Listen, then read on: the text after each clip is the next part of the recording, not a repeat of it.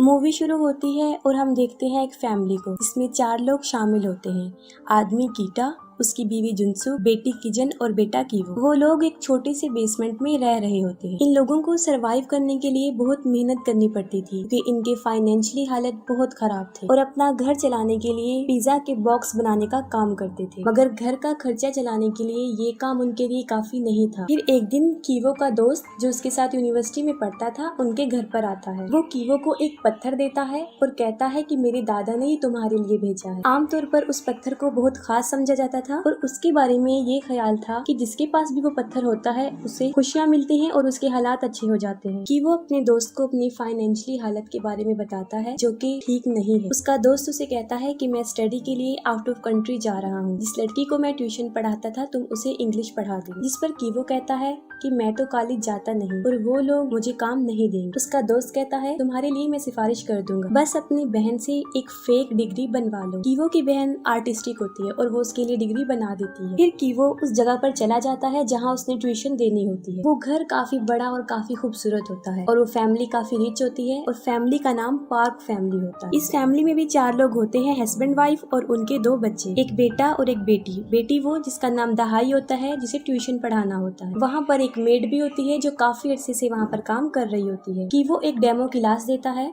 जिसमें दहाई की मदर भी उसके साथ बैठ जाती है। वो कीवो से सेटिस्फाई हो जाते हैं और उसे काम दे देते हैं। फिर कीवो को पता चलता है कि उस लड़की के छोटे भाई दासोम को पेंटिंग का बहुत शौक है। इस मकसद के लिए उन्होंने बहुत सी टीचर्स को हायर किया था लेकिन कोई भी परमानेंट नहीं रुकी। कीवो सोचता है कि मेरी बहन आर्टिस्टिक है तो मैं उसे इसका पेंटिंग टीचर बना देता हूँ। फिर वो दासोम की मदर से बात करता है कि मेरी एक कजन है जो आर्टिस्टिक है, मैं मशवरा देता हूँ कि आप उसको हायर कर लें। दासोम की मदर ये सुनकर राजी हो जाती हैं और अगले दिन की वो अपनी बहन को जेसिका नाम की लड़की बनाकर इंट्रोड्यूस करवाता है। असली नाम इसीलिए नहीं बताता ताकि किसी को शक ना हो कि वो दोनों बहन भाई हैं। और किजन जेसिका बन के उस बच्चे की आर्ट टीचर बन जाती है और कहती है कि मैं आर्ट थेरेपिस्ट भी हूँ और अपनी बातों से उन लोगों को इम्प्रेस कर लेती है। अब ये दोनों बहन भाई उन दोनों बहन भाई के टीचर्स बन के काम करने लगते हैं। और जब जेसिका की पहली क्लास होती है तो उस घर के मालिक यानी सॉम के फादर भी वहाँ पर पहुँच जाते हैं और अपने ड्राइवर को कहता है कि वो जेसिका को घर छोड़ाए और वो ऐसा ही करता है। ड्राइवर जेसिका को घर छोड़ने का कहता है क्योंकि काफी देर हो चुकी होती है। जेसिका ड्राइवर को कहती है कि आप मुझे मेट्रो स्टेशन पर ही ड्रॉप कर दीजिएगा और ड्राइवर उसे वहीं ड्रॉप कर देता है। और जेसिका जब गाड़ी में बैठी होती है तो वो जानबूझकर अपनी पैंटीज गाड़ी में छोड़ देती है। वो ऐसा इसलिए करती है ताकि उनके ऑनर को शक हो जाए कि उनका ड्राइवर सही नहीं है। और जब उनके ऑनर को वो पैंटीज मिलती है उन्हें शक हो जाता है कि हमारे ड्राइवर और हमारे बेटे की आर्ट टीचर के दरमियान कुछ चल रहा है और ये वो अपनी बीवी से डिस्कस करता है। फिर उसकी बीवी जेसिका से उस रात की बात पूछती है जब ड्राइवर ने उसे ड्रॉप किया है,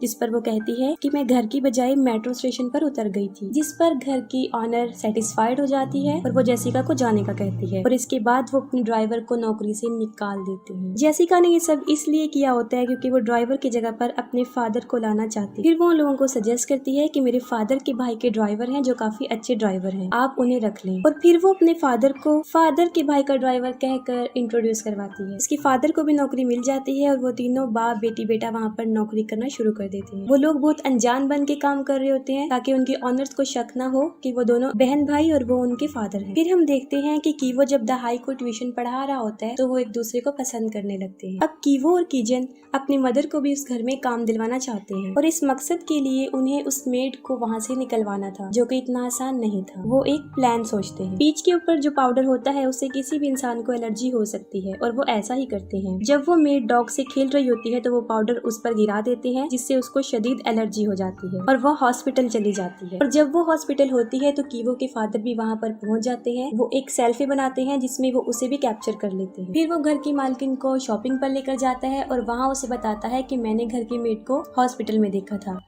और जब मैं सेल्फी बना रहा था तो वो भी बीच में आ गई और ना चाहते हुए भी मैंने उस लेडी की बातें सुन ली हैं। उसे टीबी है लेकिन उसकी मालकिन उस बात पर यकीन नहीं करती। फिर वो अपनी बेटी किजन को मैसेज ड्रॉप करता है कि हम 3 मिनट तक घर पहुंच रहे हैं। मैसेज देखते ही किजन दोबारा से पीच का वो पाउडर मेड पर डाल देती है और उसे फिर से खांसी होना शुरू हो जाती है। और इस दौरान घर की मालकिन भी वहाँ पहुँच जाती है और वो लेडी एक टिश्यू इस्तेमाल करती है और फिर उसे डस्टबिन में फेंक देती है। फिर उनका ड्राइवर डस्टबिन की तरफ जाता है जहाँ उसने टिश्यू फेंका होता है। टिश्यू पर वो सॉस गिरा देता है और अपनी मालकिन को दिखाता है, जिससे उसे यकीन आ जाता है कि मेरा ड्राइवर ठीक कह रहा था कि उस मेड को टीबी है। फिर वो अपने ड्राइवर को कहती है कि तुम इस बात का जिक्र अपने मालिक से ना करना, वरना वो काफी गुस्सा हो जाएंगे। और फिर वो उस औरत को भी नौकरी से निकाल देते हैं और उनका ड्राइवर बड़ी चालाकी से अपनी बीवी को एक कुक के तौर पर इंट्रोड्यूस करवाता है और बिल आखिर उसकी बीवी को भी नौकरी मिल जाती है। और फिर वो चारों लोग एक ही फैमिली में काम कर रहे होते हैं और किसी को शक भी होने नहीं देती कि वो एक ही फैमिली से हैं। बड़ी चालाकी से वो अपने नाम चेंज करके रह रहे थे। उन लोगों के हालात काफी बदल चुके होते हैं। गरीबी से उन लोगों के हालात काफी अच्छे हो जाते हैं, अच्छा खाने को मिलता है और अच्छी पे ले रहे होते हैं। फिर द सॉम का बर्थडे होता है और पार्क फैमिली उसे सेलिब्रेट करने के लिए एक पिकनिक पर जाने का फैसला करते हैं और वो उसके लिए चले जाते हैं। उनके जाने के बाद ये चारों लोग एक पार्टी सेलिब्रेट कर रहे होते हैं। वो लोग काफी इंजॉय कर रहे होते हैं कि अचानक से डोर की बेल बजती है और दरवाजे पर वही पुरानी मेड खड़ी होती है। वो कहती है कि मेरा कुछ सामान वहाँ पर रह गया है जिसे मैं लेना चाहती हूँ। जुनसुक उसे अंदर आने देती है और फिर वो लेडी बेसमेंट में चली जाती है। काफी टाइम गुजरने के बाद भी वो लेडी वापस नहीं आती, जिस पर जुनसुक वहाँ जाकर देखती है तो वो एक कबर्ड को धकेल रही होती है। वो उससे हिल नहीं रहा होता क्योंकि उसके नीचे एक प्लेट फंसी होती है। जुनसुक उस प्लेट को निकाल देती है और वो अलमारी अपनी जगह से हट जाती है। उस अलमारी के नीचे दरअसल एक रास्ता होता है, एक खुफिया रास्ता जो नीचे की तरफ जा रहा होता है। वो मेड वहाँ पर चली जाती है और देखती है वहाँ पर एक आदमी है। हकीकत में वो उसका हस्बैंड होता है। उसने यहाँ पर छुपा कर रखा होता है। उसे यहाँ पर तकरीबन 4.5 साल हो जाते हैं। पार्क फैमिली को इस बारे में नहीं पता होता क्योंकि उनसे पहले जो फैमिली यहाँ पर रह रही थी वो उन्हें नहीं बताती और ये लेडी काफी अरसे से यहाँ काम कर रही होती है। ये सब जानती है कि यहाँ एक खुफिया रास्ता है। उसने अपने हस्बैंड को यहाँ इसलिए छुपाया होता है क्योंकि उसके सर पर कुछ कर्जा होता है जिसको अगर वो नहीं उतारेगा तो लोग उसे मार देंगे। फिर वो मेड जुनसुक को कहती है कि तुम हफ्ते में एक मरतबा मेरे हस्बैंड को खाना दे दिया करो, यहाँ पर फ्रिज अवेलेबल है, इसके बदले में मैं तुम्हें पे कर दूँ। जुनसुक इनकार कर देती है और पुलिस को कॉल करने का बोलती है, जिस पर वो औरत काफी मिन्नतें करती है कि वो ऐसा ना करे। और जुनसुक का हस्बैंड बेटा बेटी सीढ़ियों से ये बातें सुन रहे होते हैं। उनमें से किसी का पाँव स्लिप होता है, वो तीनों सामने आकर गिर जाते हैं। ये देखकर वो मेड वीडियो बना लेती है और कि वो कहता है पापा मेरा पाँव, और ये भी वीडियो में रिकॉर्ड हो जाता है। उसे पता चल जाता है कि ये चारों फैमिली है और उन्होंने चालाकी से यहाँ पर नौकरी हासिल की है। ये वीडियो वो घर की मालकिन को सेंड करने का कहती है, जिस पर जुनसुक उसे काफी मिन्नतें कर रही होती है कि वो ऐसा ना करे। वो औरत अपने हस्बैंड को लेकर ऊपर आ जाती है और उन चारों को कहती है कि वो हाथ ऊपर करके खड़े हो जाए। वो चारों खड़े हो जाते हैं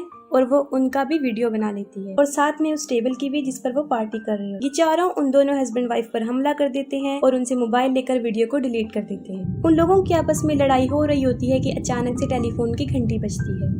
जुनसुक फोन उठाती है और ये घर की मालकिन का फोन होता है। वो कहती है कि तेज बारिश की वजह से ट्रिप कैंसिल हो गई है और हम 8 मिनट तक वापस आ रहे हैं, और वो उसे खाना बनाने का बोलती है और 8 मिनट तक उन्हें घर का सारा सामान भी सेट करना था। कॉल के दौरान वो तीनों उन दोनों हस्बैंड वाइफ का मुंह बंद करके खड़े होते हैं। फिर वो लोग उन हस्बैंड वाइफ को बांध कर दोबारा बेसमेंट में छोड़ आते हैं और उसके बाद सफाई करना शुरू कर देते हैं। और ठीक 8 मिनट के बाद वो फैमिली घर पर आ जाती है और वो लोग घर की सफाई भी कर चुके होते हैं और पार्क फैमिली को जरा भी शक नहीं होता कि उनके आने से पहले यहाँ पर क्या कुछ हो चुका है, और वो लोग भी फिर छुप जाते हैं। वो लोग खाना खाते हैं और घर की मालकिन जुनसुक को बताती है कि एक बर्थडे की रात को मेरा बेटा केक खाने के लिए उठा था, तब उसने एक भूत को देखा था, लेकिन वो भूत नहीं होता, वो उस मेड का हस्बैंड होता है। और ये लोग समझते हैं कि शायद वो कोई भूत। बारिश हो रही होती है और उनका बेटा दासोम कहता है कि आज रात मैं बाहर सोऊंगा, और वो टेंट लेकर बाहर बैठ जाता है। दासोम के मदर और फादर हॉल में ही सोते हैं ताकि सारी रात उसको देख सके। वो दोनों सोफे पर लेटकर बातें कर रहे होते हैं और सोफे के नीचे कीटक, किजन और कीवो छुपे हुए होते हैं। घर का ड्राइवर कीटक होता है और घर का मालिक अपनी वाइफ को बता रहा होता है कि उसके जिस्म में से नागवार किस्म की स्मेल आती है जिसको बर्दाश्त करना नामुमकिन है। वो सच कह रहा होता है क्योंकि जिस जगह पर वो लोग रह रहे होते हैं वो गार्बेज एरिया होता है। लोग वहाँ पर टॉयलेट करते हैं, इस वजह से इस घर के सारे लोगों की जिस्म में, कपड़ों में एक गंदी सी बू आती है। और ये सब बातें वो लोग भी सुन रहे होते हैं। उन्हें बुरा लगता है क्योंकि एक बार दासोम ने ये बात कही थी कि मेरी टीचर में से स्मेल आती है और वैसे हमारे ड्राइवर और मेड में से भी आती है। फिर वो लोग अपना सॉप, अपना टॉवल चेंज करने का सोचते हैं, लेकिन ये उनकी जिस्म की स्मेल नहीं होती बल्कि उस घर की होती है जहाँ पर वो रह रहे होते हैं। और जब वो दोनों सो जाते हैं तो ये सोफे के नीचे से निकल कर अपने घर में, अपने बेसमेंट में आ जाते हैं। बहुत तेज बारिश हो रही होती है और जब वो अपने घर में पहुंचते हैं तो वो देखते हैं कि उनका सारा घर पानी से भर चुका है। घर की खिड़की खुली रहने की वजह से सारा पानी अंदर आ जाता है और अब वो जगह रहने के काबिल नहीं रहे। फिर वो एक जगह जाते हैं जहाँ बहुत से लोग सो रहे होते हैं और वो लोग भी अपनी रात वहीं गुजारते हैं। फिर किजन को घर की मालकिन की कॉल आती है। वो कहती है कि हमारे बेटे की बर्थडे है, आप उसकी टीचर हैं, आपको आना चाहिए जिससे उसे बहुत खुशी हो। और वो कीवो को भी बुला लेती है जो कि उसकी बेटी का टीचर होता है। फिर वो बाजार में शॉपिंग करने जाती है और जब वो गाड़ी में बैठी होती है तो उसके ड्राइवर में से एक अजीब किस्म की स्मेल आ रही होती है और वो अपने नाक पर हाथ रख लेती है, जिस पर उसके ड्राइवर को काफी बुरा लगता है क्योंकि वो नहीं चाहता कि लोग उनके साथ ऐसा रिएक्ट करें। उसकी मालकिन भी ऐसा करना नहीं चाहती लेकिन उसे ऐसा करना पड़ता है। फिर पार्टी चल रही होती है और कीवो और उसकी स्टूडेंट दहाई ऊपर होते हैं और कीवो उससे पूछता है, तुम्हें लगता है कि हम इनमें से एक हैं? वो अपने जवाब को यस कहते हुए सर हिला देती है,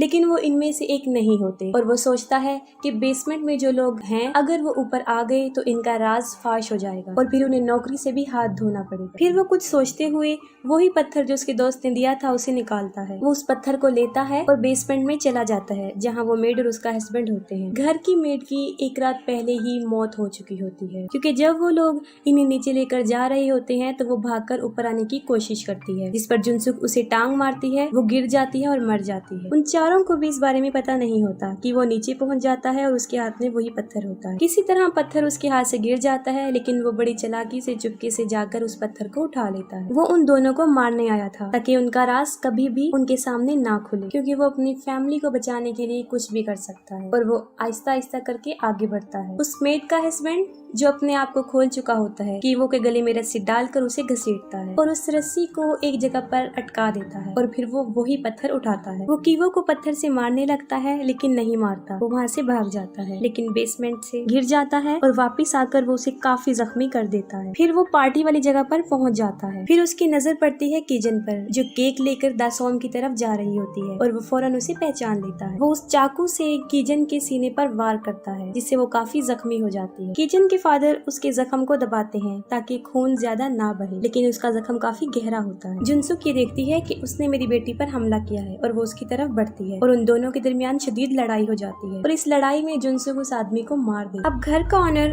अपनी चाबी लेना चाहता है जो कि उस मरे हुए आदमी के नीचे पड़ी होती है और वो चाबी जब निकाल रहे होते हैं तो उन्हें काफी स्मेल आती है और वो मुंह पर हाथ रख लेते हैं और जब उनका ड्राइवर उन्हें ऐसा करते हुए देखता है तो उसके चेहरे के तासुरात बदल जाते हैं। वो शदीद गुस्सा था। वो चाकू उठाता है और उस चाकू से मालिक पर वार करता है। कीटक ऐसा इसलिए करता है क्योंकि उनके मालिक को चाबी चाहिए थी ताकि वो अपने बेटे सॉम को हॉस्पिटल लेकर जाए क्योंकि वो बेहोश होता है और दूसरी तरफ उसकी अपनी बेटी भी मर रही होती है लेकिन उसके बारे में उन्हें कोई ख्याल नहीं आता। कीटक अपने मालिक को काफी हैरानी से देखता है क्योंकि जब वो पुरानी मेड के हस्बैंड के नीचे से चाबी निकाल रहे थे वो नाक पर हाथ रख लेते हैं जिससे उसे बुरा लगता है क्योंकि उसकी जिस्म में से भी सेम वैसी स्मेल आ रही होती है और वो खुद को उस आदमी के साथ रिलेट कर लेता है। अब उसे इस बात का एहसास हो जाता है कि हम जैसे लोगों को ये लोग हकारत की नजर से देखते हैं। इस तंग नजर देखने की वजह से वो उन्हें चाकू से मार देते हैं और उसके बाद वो ड्राइवर गायब हो जाता है। किजन मर जाती है और कीवो बच जाता है लेकिन उसकी मेंटल एबिलिटीज डिस्टर्ब हो जाती हैं। फिर उन माँ बेटे पर धोखे, चालबाजी और साजिश का केस चलता है लेकिन कोर्ट उन्हें कोई सजा नहीं देता, कुछ इंस्ट्रक्शन देता है और छोड़ देता है। पार्क फैमिली वो घर सेल कर देते हैं और जर्मन फैमिली उन्हें खरीद लेती है। वो लोग इस घर की हिस्ट्री के बारे में नहीं जानते थे और उसके बेसमेंट में आज भी कीटक होता है यानी वो ड्राइवर, क्योंकि वो अपने मालिक को मारने के बाद यहाँ पर आकर छुप जाता है और किसी को पता नहीं चलता और फिर वो मोर्स कोड के जरिए यानी लाइट ऑन ऑफ